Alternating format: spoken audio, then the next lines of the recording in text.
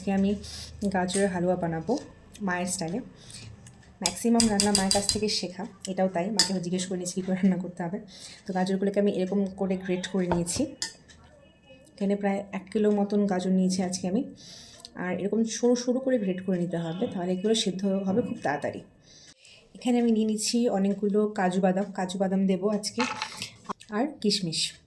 এবার কাজু বাদামটাকে খুব সুন্দর সুন্দর ছোটো ছোটো পিস করে নেব, তাতে করে খুব সুন্দরভাবে গাজরের হালুয়ার সাথে মিশে যায়। ঝটপট এগুলো কেটে ফেলি। অনেকে কিশমিশ গোটাই দেয়, বাট আমি সবসময় কিশমিশটাকে আমি হাফ করে দিই। ওকে, আমার এখন এই ড্রাই ফ্রুটসগুলো কাটা হয়ে গেছে। এবার মেন পার্ট হচ্ছে রান্না। Let's go. গাজরের হালুয়ার মেন কিন্তু হচ্ছে ঘি। যত বেশি ঘি দেবে তত বেশি।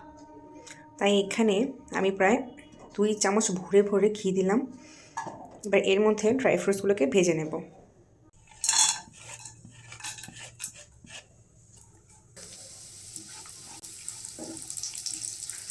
আমি এখানে ড্রাই ফ্রুটসটাকে ভেজে তুলবো না, আমি এর মধ্যেই যে দারচিনি আর এলাচ সেটা আমি দিয়ে দিচ্ছি।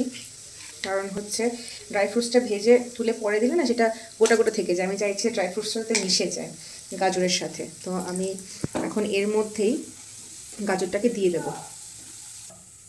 এবার আগে থেকে যে গ্রেট করে রেখেছিলাম না গাজরগুলো, এবার আমি এগুলো দিয়ে দিচ্ছি।